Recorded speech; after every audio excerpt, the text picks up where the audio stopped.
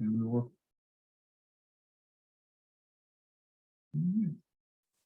So as we have, thanks everyone for joining for our second monthly FL Fast Innovation Ecosystem call. I appreciate it. While we let a couple more people sign in, we'll give folks just a minute. This is, we modeled this call after something that the SBA does, and we'll have links for invites for everyone to join that. But something that we like to do, again, that kind of models what the SBA does is as we let people call in, I want to ask everyone to put in the chat if you, so we all work with entrepreneurs, if you have any books, podcasts, media, what's something that you recommend your entrepreneurs listen to or read or see?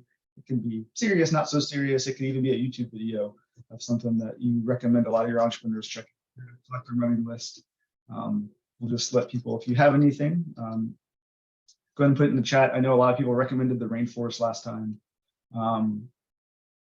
We had a lot of book recommendations. If there are podcast recommendations that you have for all your entrepreneurs, we'd love to see those, and we'll share the full list that combines the last couple months with everybody. So Venture Deals, Stephanie, I recommend Venture Deals a lot. I really enjoy that book as a kind of a common sense guide to VC deals. So I second Venture Deals, absolutely. Yes, it is absolutely worth it. How I Built This with Guy Raz, yeah, absolutely. This is a scale. I think we might have had that, maybe that was recommended last time too. So that's 2 people recommending Masters of Scale. So we'll definitely check that out. So excellent. Yeah, you can keep putting those in the comments as we go.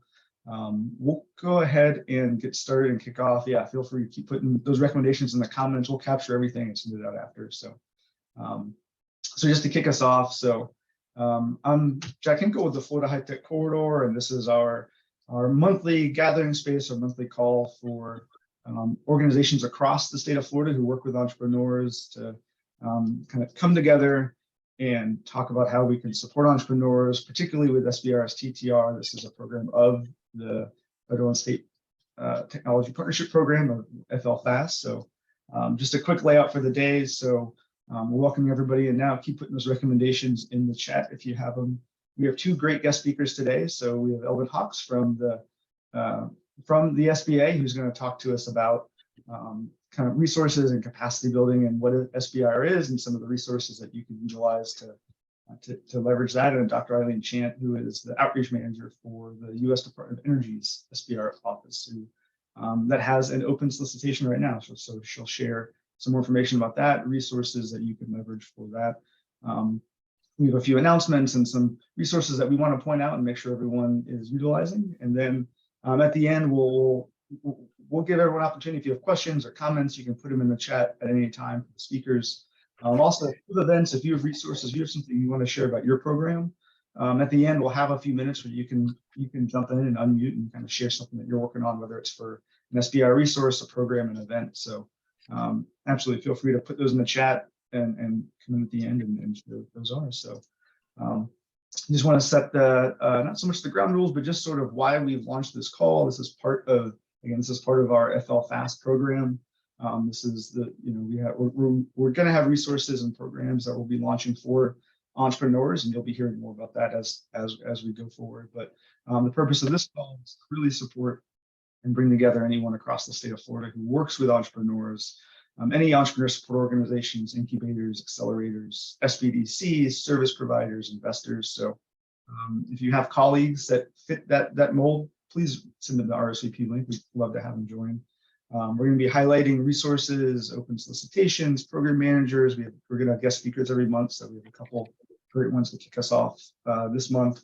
We want this to really be, a way to connect organizations across the state, share resources, share role models. We did a poll last time of what people want to get out of this call, and 2 of the top responses were resources, information about the SBIR, STTR program, and connecting with peers and kind of learning what some of the role model programs are in the state. So we're going to keep wanting your feedback, but we'll keep leveraging those and build the agenda for these that fit what everyone is looking for. So like always, all these sessions will be recorded, and we'll share the slides, any links in the chat, and the actual recording itself every month. So with that, I am going to stop, and I'd love to introduce Eldon Hawks from the SBA. He's a partnership and innovation specialist in the Office of Innovation and Technology. Eldon, you have an awesome title, and you do a lot of great work with the SBA. So our first guest speaker for the FL Fast Innovation Ecosystem call. So I will put myself on mute, and Eldon, you can take it away. All right, thank you, Jack. Appreciate it. Good afternoon, everyone. And my main duties are that I am the program coordinator for the FAST program. So I work with Jack and Amy a lot, in addition to all of the other 44 FAST with the execution of their program. And we try to make things here at SBA as easy as possible for the organizations really to execute amazing programs to really bring more and more people into the fold of SBIR. Next question. Or next slide, not next question. So one of the things with SBA as a whole, SBA is a nationwide organization, obviously government organization founded in '53. It's cabinet level, and with that, SBA has 68 district offices in 10 regions. And in addition to SBIR and the resources that come from that, we also offer resources for entrepreneurs by way of small business development centers, SCORE, business mentors, women's business centers, veteran programs, community navigators, regional innovation clusters, FAST, growth accelerator fund competition, as well as SBIR Catalyst. Next slide. Now we'll get into just two aspects of the offerings from SBA that are directly available to small businesses, whether it is they are innovative, looking for SBIR, or just in general. One, SCORE, and this is a volunteer network that features business mentors that are dedicated to help small businesses plan, launch, and to manage. It offers real world advice from these executives in person or at no cost to you as a small business. It also includes a wide range of services, including training, webinars, online workshops, courses on demand, and a library of online resources. Thank you, Ian. Next slide, please. The next one is the Small Business Development Centers, and this is a network of small business development centers across the country. They provide counseling and training to small businesses, including working with the SBA to develop and provide information tools to support small businesses, startups, and existing business expansions. And what you'll find, at least with FAST, you'll have many FAST that are run or partner with SBDCs, and then even a lot of these SBDCs also partner with universities. So you have in many respects, a very wide range of expertise a lot of times when you are able to interface and seek help from these small business development centers. So they advise with individual business advising and technical assistance to existing small businesses and pre-venture entrepreneurs. So you don't have to just be starting up. You could be an existing small business and get help. Also provides problem solving, including helping assistance finding capital, developing technologies, expansion and growth, and so much more. Next slide, please. Now let's get into America's Seed Fund, aka SBI or STTR. So this is a government-wide program across various agencies, and I'll get to how many and which ones, which provide assistance with or to entrepreneurs to bring their technologies from that idea stage all the way to commercialization. Next slide, please. So the core of SBIR is to provide non-dilutive funding. So basically this is capital that business owners receive. They don't have to give up any equity. They don't have to give up any ownership. And again, this is not a loan.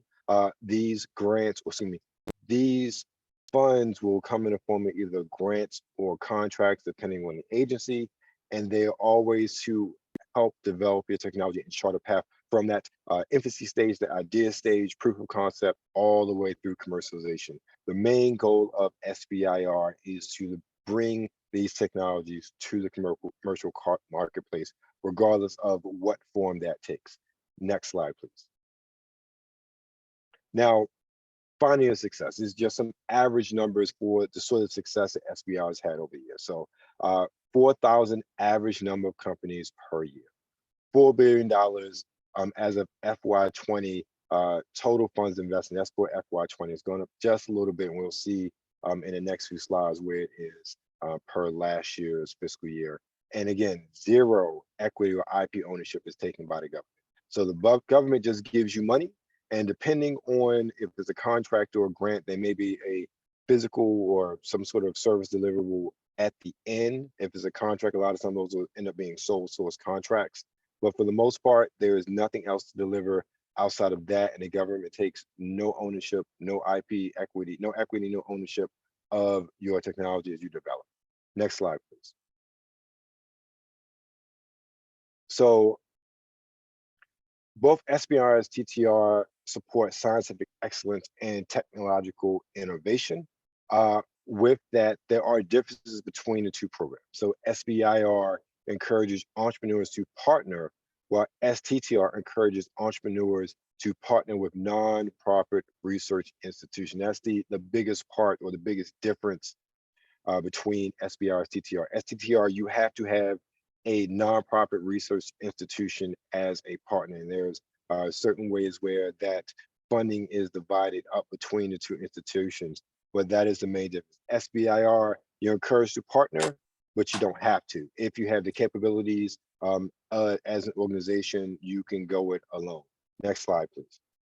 Or I guess next, yeah. So with the program, there are 11 agencies within the federal government that currently offer SBIR programs. And of those 11, 6 offer STTR. Now, only 6 offer them because the overall agency R&D budget has to be $1 billion, if I remember correctly. That then automatically forces them to create an STTR program. For instance, it used to be 5 until this year when USDA reached that $1 billion mark. So now they've just created an STTR program this past year or this year to go along with that SBIR program. Next slide, please. Now here I talked about, or I alluded to earlier, that the funding has gone up over since that FY20 figure of $4 billion.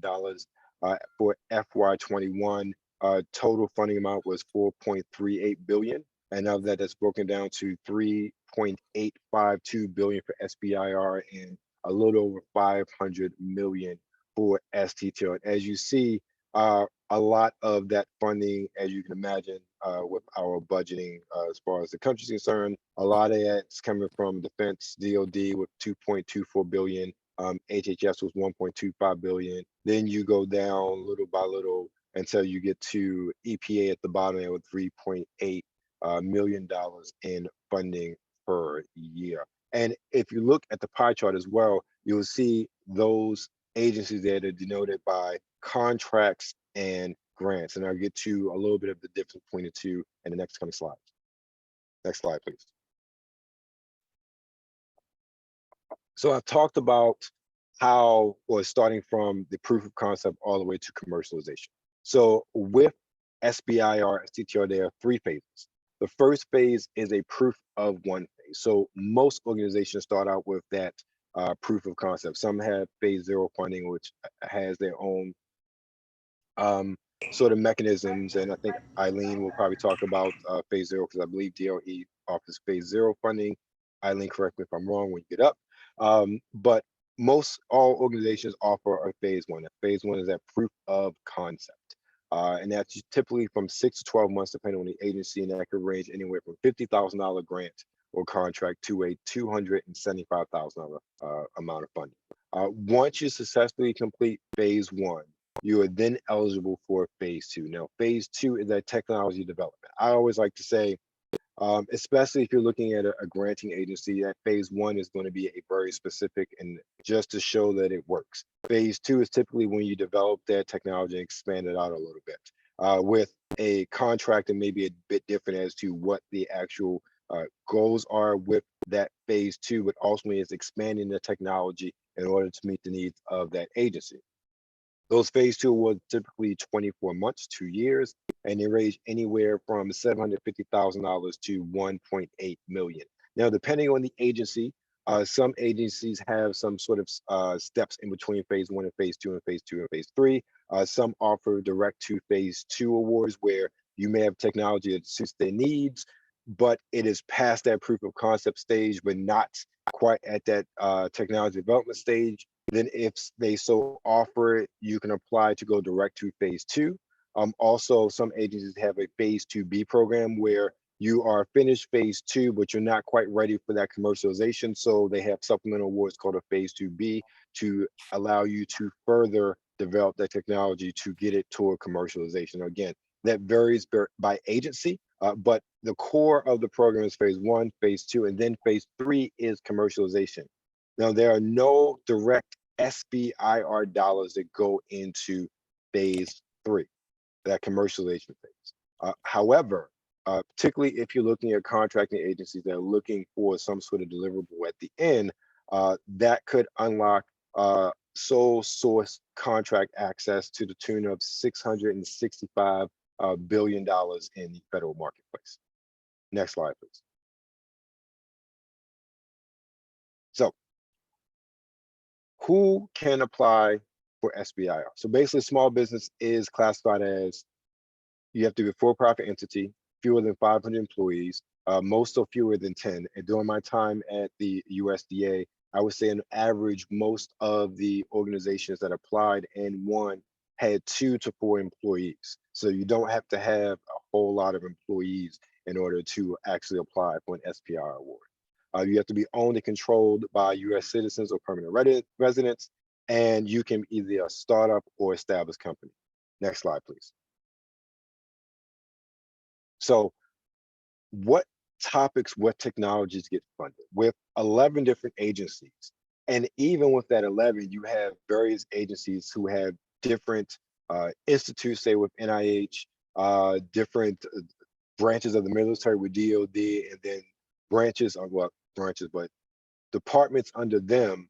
You have a lot more than just say 11 solicitations going out every single year. So there's a whole host of technology that's funded. Even during my tenure at USDA, USDA has 10 different topic areas, and they funded everything from computer software to pest control for pine trees. It all depends on what the topics are.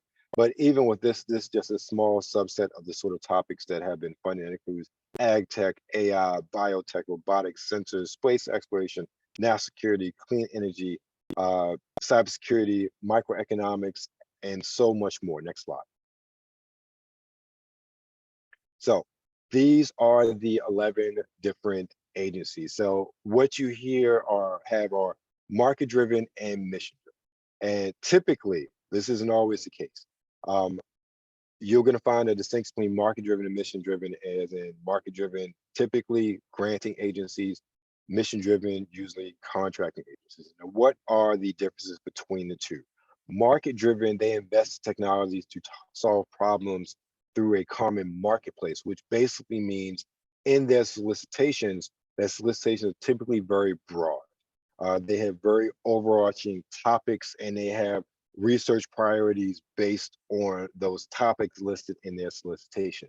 Also, a lot of times, even if a specific topic isn't listed or sort of subtopic is listed in that overall arching topic, a investigator or an applicant can suggest a idea or a research topic that could fit into that overall topic. For instance, like I said, I did 7 years USDA, no solicitation, front and back, and all that topic areas.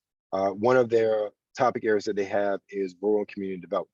Well, that rural community development topic area includes obviously rural development, veterans, Native American populations. So with that topic area was so broad, so many different types of projects were funded via that topic area. Also, that was also, and I don't know if anything's been funded since then, but I know before now, where telemedicine is now very much accessible, as companies were trying to get it off the ground, a lot of telemedicine projects came to that topic area, specifically targeting rural communities, rural health, and even using technology for worker development. So a lot of these sort of things where you wouldn't necessarily think with agriculture, applicants saw a need there based on the mission of the agency, and that's what you want to see. In contrast, market-driven, mostly contracting, they have a very specific need that they have to fill, that they're trying to fill. Some sort of device, some sort of service. So they're going to be very specific in their solicitations. And ultimately, they're looking to fulfill whatever need they have. For instance, with NASA's looking for technology to go on the next shuttle mission, next mission to space, the next satellite, the next telescope. They're looking for pieces and parts to go in. They're looking at physical objects to be delivered in. Same thing with DoD. They're looking for things specifically to address the needs of the warfighter on the battlefield. DOT, highways, things of that nature. So they're going to be very specific and looking for deliverables at the end through commercialization. Next slide, please. Okay, so where can you find out information about all of these resources and so much more?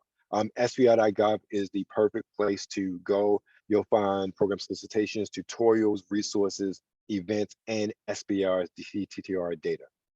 Next slide, please. The online tutorials, I would say, are really key. Whether you are an ecosystem partner and looking to understand more about SBIR for your clientele, or you're an entrepreneur, looking for more information, we're going to have online tutorials about program basics, the agencies, how to find topics, really how to get more assistance in navigating this whole SBIR ecosystem, are all going to be found at SBIR.gov. Next slide, please. And here are some other ways to participate. Jack had talked before about the ecosystem call that SBIR runs every month. You can also sign up for the newsletter. You can sign up for funding for FAST. Once we have that solicitation, same thing with growth accelerators. You can partner with FAST awardees as well as also growth accelerators by finding one nearest to you. We have Train the Trainer video series, which is currently in development, coming back. And then you can also find other resource organizations at SBI.gov, support organizations. Next slide, please.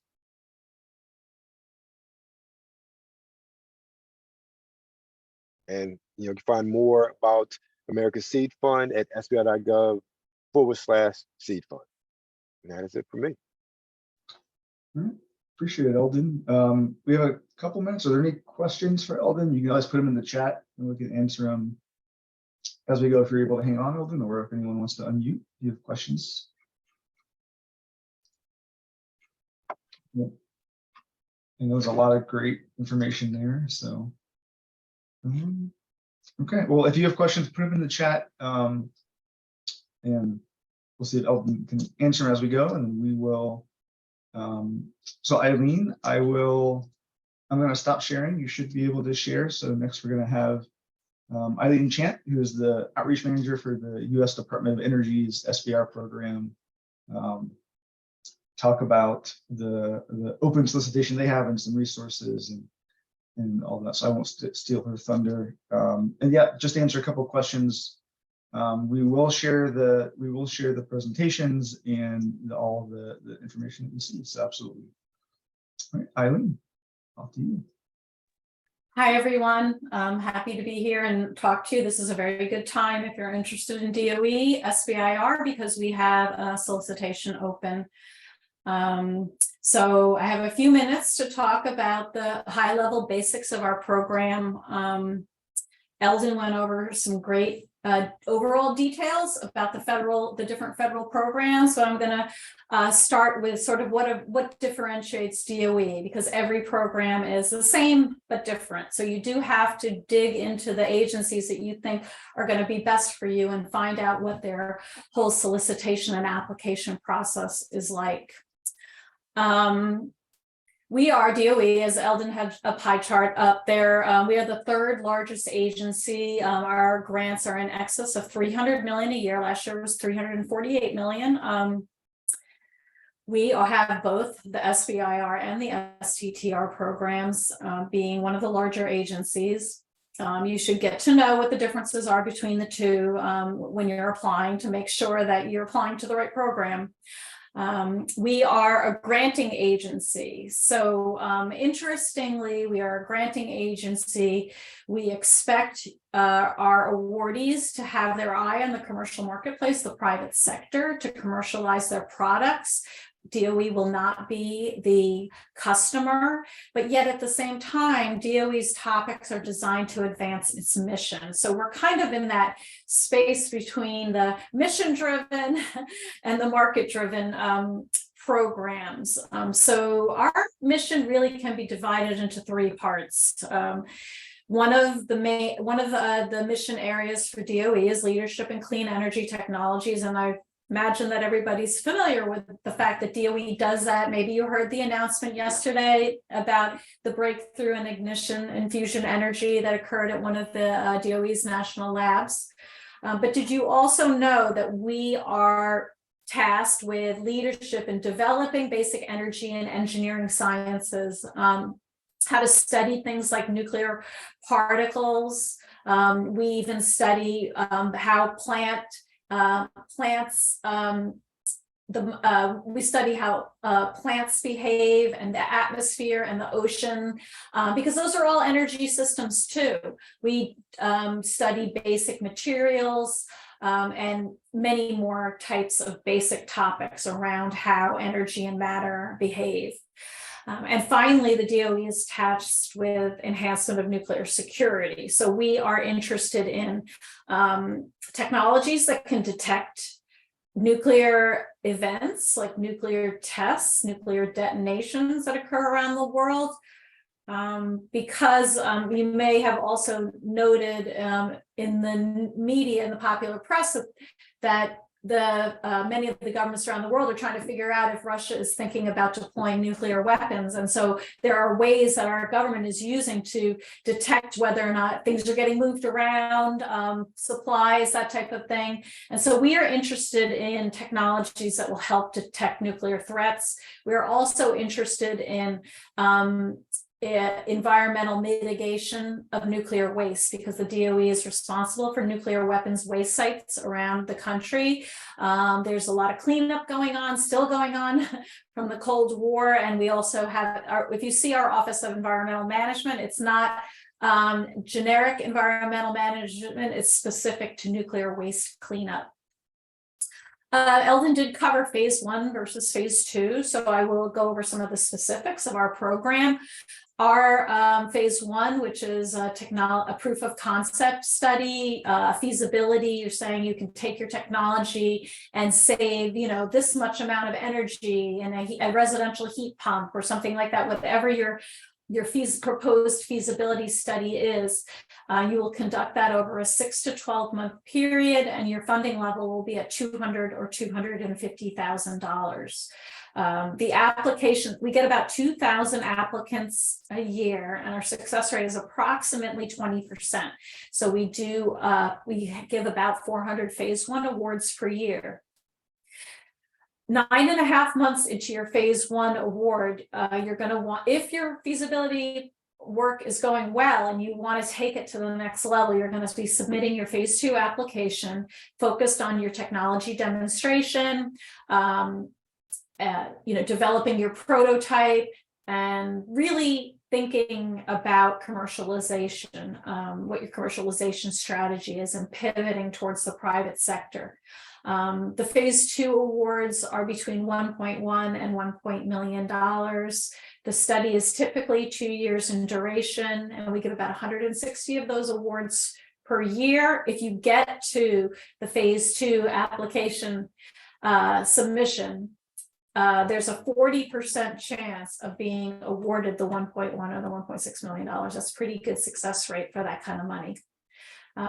We do offer follow-on phase 2, a second phase 2 award, and a third phase 2 award. Some technologies are developed fairly rapidly, but some take much more than 3 years to develop. In that case, we understand that there might be more R&D required, maybe up to 7 or 8 years to be ready for commercialization. Okay, next slide. These are the 13 offices that we have. So very wide variety of topics in advanced computing. We have our basic energy sciences office. They study materials, how plasmas behave. They look for better microscopes, better measuring techniques, spectroscopy, that kind of thing. The Biological Environmental Research Office, they study the environment, the oceans, they study biology systems, plant imaging, they study our microbiome as well too. We issue topics in cybersecurity. Many of them are really directed to disruption of the, sorry about the barking, disruptions of the energy sector, utilities, and there was recently an incident of this in North Carolina. We have our EERE office that issues topics and what would you expect: solar, wind, fuel cells, carbon capture, advanced manufacturing, nuclear physics. I won't go over too much because I don't have that much time. Nuclear non-proliferation, advancement in nuclear energy, better use of fossil energy, carbon capture and sequestration. We have a fusion energy office. We have an electricity office, improvements in the grid. As you know, our electricity system is changing to be decentralized, power's flowing both ways, in and out. And so we do have a lot of grid modernization work ahead of us, high energy physics and environmental management. So this is like a mix of like what we would call deep science, nuclear non-proliferation, and advancement in clean energy. Our topics are very broad, broader than you would think, but they are very specific topics. We have a release out now. It came out in November. Applications are due in February. The green offices are the ones that are associated with the current release.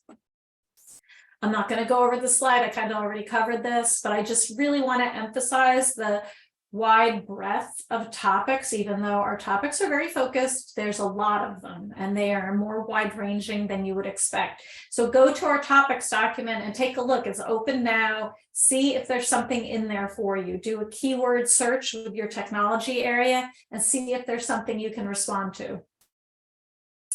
So this is the current solicitation that I was talking about. This is an old slide. I should have updated it. The topics document is here on this page.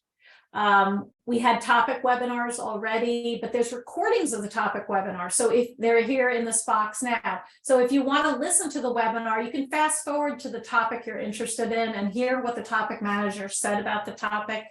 And our FOA webinar is Friday, and there's a register link right here on this page. So if you want to learn how to apply, that's the topic of the FOA webinar. It's Friday at 2 p.m.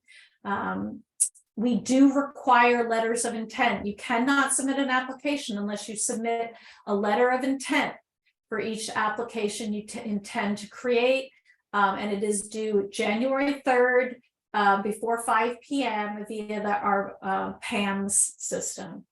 And again, this slide is a little outdated. The applications are due on the 23rd of February. I need to update that. Okay, what makes a good fit with DOE? This is very important. The most important thing is that you are responding to the topic and the subtopic, and you are proposing to address the problem that is being discussed in the topic and the subtopic. I'm going to see how I'm doing this thing. Okay, your idea should be novel.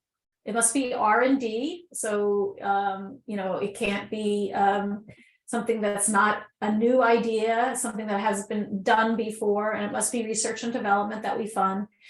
You are doing a feasibility assessment. So make sure you have a solid work plan that links back to your feasibility objectives. Your team has to have the right expertise to carry out the project. You can't be a business major and be the principal investigator of a nuclear fusion project, for example. Make sure you have the right team. If the impact, if your R&D is successful, does it have a potentially large impact in this field? And then the applications are reviewed by a peer review process, and the most meritorious applications are awarded. We do offer a fair amount of application assistance. We're friendly, we don't bite. If you reach out to us, we will get back to you. We're pretty responsive and approachable. But the one thing I want to highlight on the slide is that we do have a free to you application assistance program. If you are a first-time DOE, SBIR, STTR applicant, you receive an individual coach and they help you through. They're experts in our application process and they help you through so you don't make errors. You are still expected to write the application. You are still expected to be the technology expert, but they will help you through the process so you don't make errors. We have Ask Us Anything webinars as well too. You can jump on a call and ask us questions. There's about 7 of them during the application process. If you do become an awardee, it's never too soon to start thinking about commercialization. Commercialization is the end game. Maybe you're really good at R&D, but you also have to be really good at taking a product to market. And we are starting to focus more on commercialization support. We have a partnering program developing. There's the link. I'm running out of time, so I'm going to just say, go to our partnering page, check it out. We have TABA for phase 1. You can get up to $6,500 in extra funding to do market research studies, to develop a pitch deck, and really develop your phase 2 commercialization plan, your phase 2 application commercialization plan. In phase 2, you get $50,000 for marketing activities. And we also offer to our phase 1 awardees an Energy I-Corps program, which is a customer discovery process in which you're required to interview 30 potential customers and find out what they're looking for. So you can only imagine that you're going to learn a lot more about the market, your market, if you go through that program. We have a number of other resources that you may need along the way and other kinds of funding opportunities. Clean energy demonstrations for demonstrating technology, the Loan Program Office is for scaling up of technologies, a lot more. But the slides will be distributed. I don't have a lot of time to go through this, but slides will be distributed. Take a look at these sites. And I want to end by just saying that diversity is one of the statutory directives of the SBIR program, and so DEI activities are very important to us. We are always looking for opportunities to speak to underrepresented entrepreneurs. If you can look at this graph, and it does have some regression lines through it, you can see that over time, even though we kind of bump around, we go up and down, there's a lot of variability, we are improving over time. For example, awards to women-owned business, getting better very slowly. It's not where it should be. It's still at less than 10% of our awards. And SED is socially and economically disadvantaged. Entrepreneurs also increasing, but not where it should be. That is my presentation. And along your journey, please feel free to reach out with questions, email me, call me. We can put you in, I can explain how the program works, and I can hook you up with other resources that you might be looking for. So thank you very much for your time. And I'm happy to answer questions. Yeah, thank you, Eileen. So we do have a question in the chat. So it's about the phase 0 program. Is it open to all first-time applicants, or do companies need to apply / be approved to participate in the phase 0? How does that process look? You do need to apply, and it is only, it should only take you about 15. If you know what you're going to do, I just put the link to the website. It should only take you about 15 minutes to fill in your company name. There's a few web forms. You have to be able to say what it is you're going to do, provide a resume. You have to know which topic and subtopic. And then they will reach out to you and do an interview just to make sure that you're a fit with the topic that you're proposing to, and that you're qualified to do the research that you're proposing to do, and that type of thing.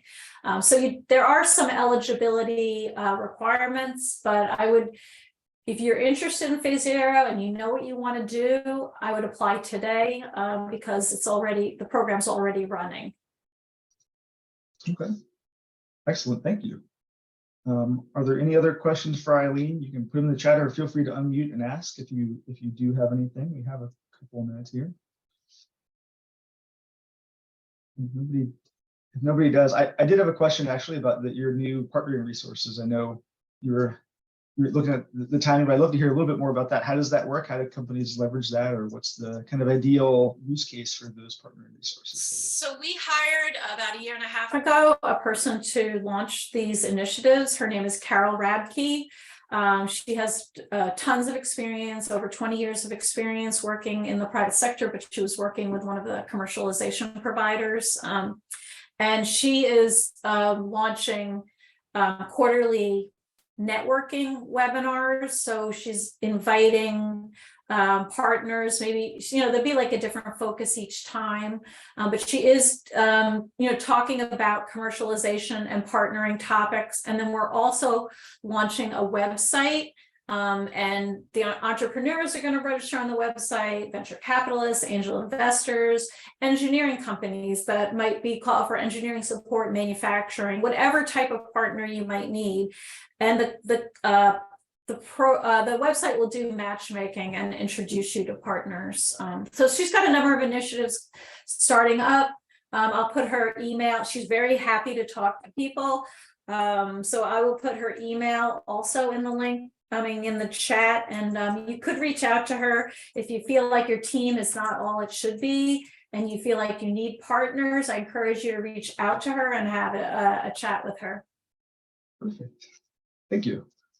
So we have one more question in the chat here from Millie. So she's with Ocean Exchange. They provide non-dilutive funds to startups, many with intersections with what you do at DOE. So how does your process encourage startups to seek other non-dilutive funds from private sources? Well, one of the things that I want to say is that if you should look for all sources of funding for your technology development, and non-dilutive is a really great deal. Of course, we don't. I don't know the specifics of Ocean Exchange, but you don't have to pay us back, and we're non-dilutive as well too. We don't take ownership. Eldon went into that, and we don't own the IP as well. But you should always be looking for all sources of funding for your technology development. We are not the only place where you can get it.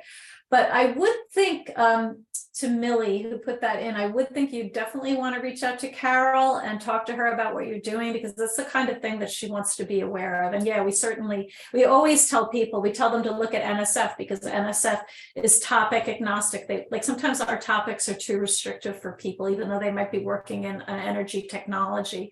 NSF you submit a pitch paper, and they just have to like your idea, and then they will ask you to submit to prepare an application. So keep looking until you find the resources you need. One of my slides did talk about other programs, like the Lab Embedded Entrepreneurship Program, or the new Office of Clean Energy Demonstration, or et cetera. So yeah, we try to have those resources in hand so that we can talk to entrepreneurs about other places to go for their funding needs. Mm-hmm. Absolutely, thank you. And I'll just put a kind of a self-promotional plug for the FAST program too, Millie. That's part of what we want to do. Is part of the reason for this call is to make sure we know what's going on in the state, and we can get those events and resources and programs to companies, through this network and through other FAST networks. So that's something hopefully will be a help with as we go. So, all right, thank you, Eileen. We're gonna and if anybody has questions, you can put them in the chat, Eileen and Eldon, if you are able to hang on for a couple minutes. If not, I understand. But folks, if you have questions, put them in the chat, and we might have a couple minutes at the end to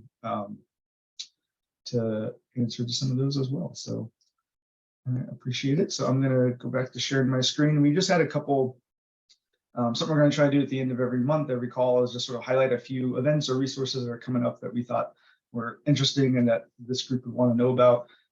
One is, so this ecosystem summit happened last week, and Eldon and Amy on our team participated. Eldon, the SBA team, ran it. It was excellent. There's a lot of great information shared.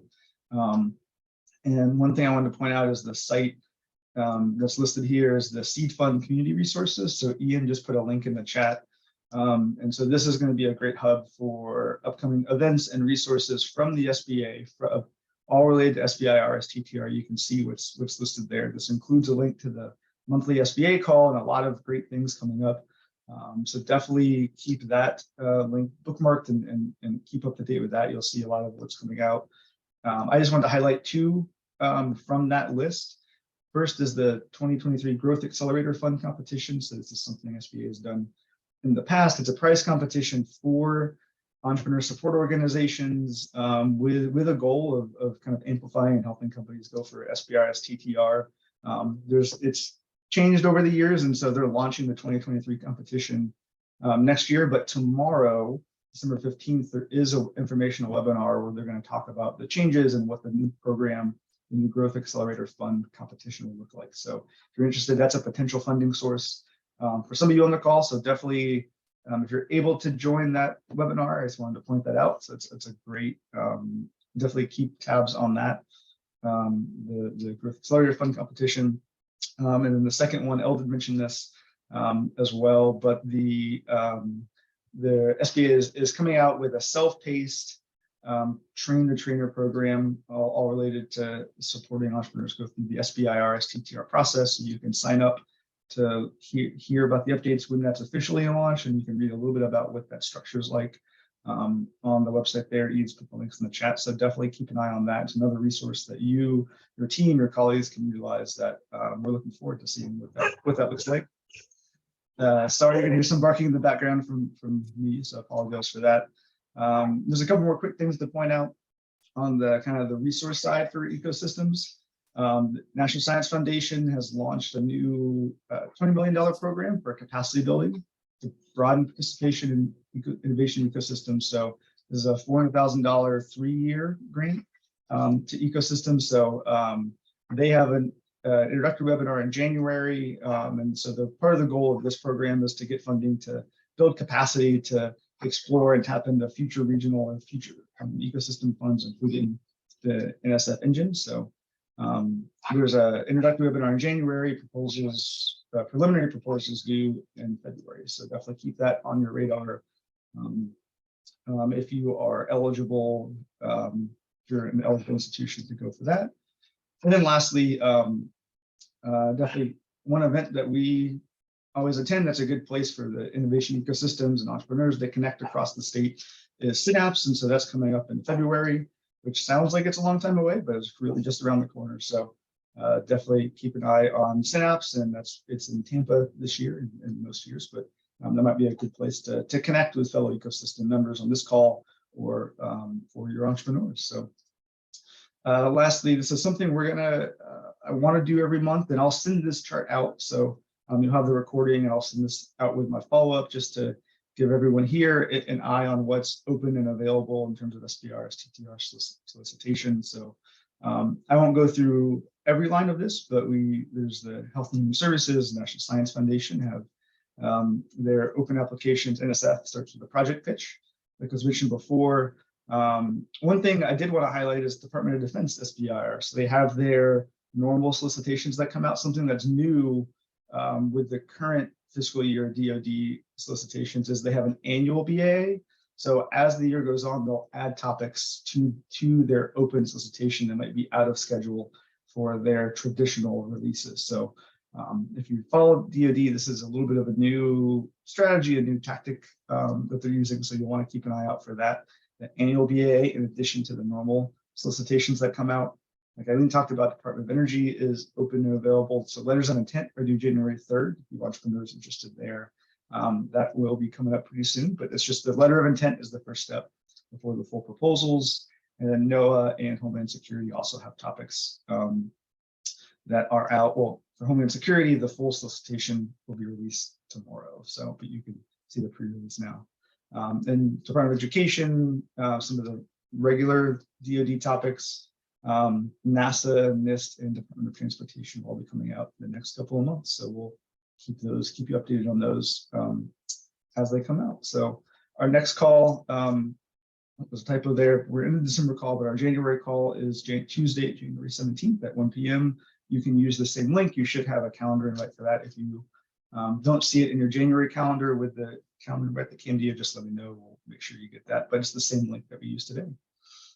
And with all of that, we have a couple minutes left for any questions for our speakers, any questions for our team at the corridor or with FAST. Or if you have a program, a resource that you wanted to share, please put it in the chat, but also feel free to unmute now. I know, I think, Joe, you put something in the chat, so feel free to, if you have something SBI related or kind of innovation ecosystem related, feel free to share that with our network. So this is a little bit open time. For that, I will stop sharing so we can see a full screen. Yes, Jack, I popped in the chat. My upcoming cohort, which will start on January 18th. It's a 5-day, so it's a Monday, Wednesday, Friday, and sorry, it's a Wednesday, Friday, and then a Monday, Wednesday, Friday. And my organization is a nonprofit. We focus on really developing entrepreneurs for success. And we hit all the 5 pillars. So it's kind of a program we'll find that foundational building for entrepreneurs. So each day we focus on one of the 5 pillars: business planning, financials, e-commerce, sales and marketing, and then most importantly for our entrepreneurs, which is women, Black and brown entrepreneurs, is social networking, doing things like this organization is doing here. Excellent. And just out of curiosity, where are you located, Joe?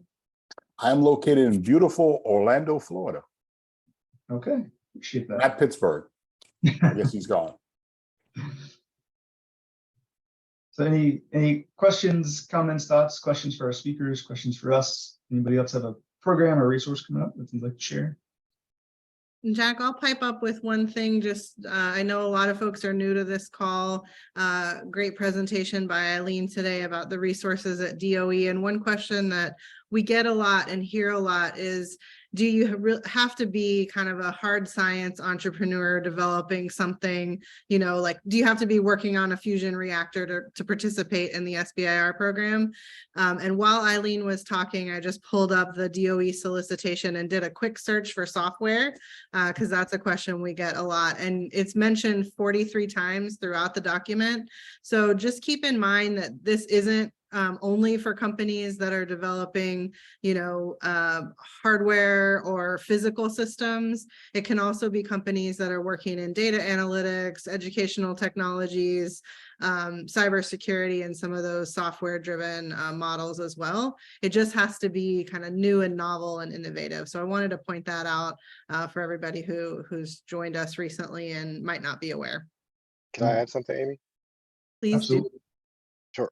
One of the things that you really have to understand that SBIR is a very expansive program across the government. There are 11 different agencies, but there are various solicitations and topics and basically research needs amongst all those agencies and their different components. So not every agency is going to want the same sort of technology or want the same sort of deliverable from you, so to speak, with regards to a grant. Again, I came from USDA. A lot of USDA is not that highbrow, so to speak, technology. A lot of it's very practical innovations to benefit farmers, to benefit rural communities, using maybe off-the-shelf technology and repurposing them. So a lot of that's going to be really searching and trying to find the right solicitation, the right agency to apply to based on the technology you have. And the other thing that I want to add, thank you, Amy, for your comments, and Eldon as well, is that in our current solicitation, we have topics around equity. And those they are R&D projects, they are technology developments, could be software, could be hardware, but they are around developing technology that could help like economically distressed communities or environmentally distressed communities by providing jobs, providing training, you know, helping with like inexpensive windows to save energy. And so there are equity topics coming out because of the focus on equity with this current administration. So, you know, if you have that sort of angle on what you're doing, it's also another opportunity. Mm-hmm. Yeah, and that's a great point. You know, something that when we talk with entrepreneurs or folks that work with entrepreneurs, it's, if you think you have a defense-focused topic, you might want to look at non-defense agencies or vice versa. It's worth it to look at every agency because you don't know what's going to be in those solicitations until you look at the topics or you look at the priority areas, and you might be surprised. We have lots of good examples of that kind of throughout, you know, a lot of different agencies. And if that's something, if you're working with entrepreneurs and you're not sure if they fit or not, just send us an email. All you have my contact info. We can help you kind of give a little bit of guidance on that kind of topic fit. We're happy to do that too as part of that. So yeah, don't assume you're pigeonholed into one agency because you work on something. Look at all and be really surprised what's fundable and what they're looking for. So all right, well, if there are not any other questions, we'll give a couple seconds here, just unmute and jump in if you have a question. But if not, we will give everybody back about a couple minutes of your day. And we'll send out the recordings, we'll send out the slides, and all the links that were shared in the chat. So if you miss something, don't worry, you'll see it all and follow up with me in the next couple days. Appreciate it. Thank you, everybody. Thank you, Eldon. Thank you, Eileen. Thank you for having us. Appreciate it. Absolutely. Thank you. Bye, guys. Bye. Thanks, Bruce.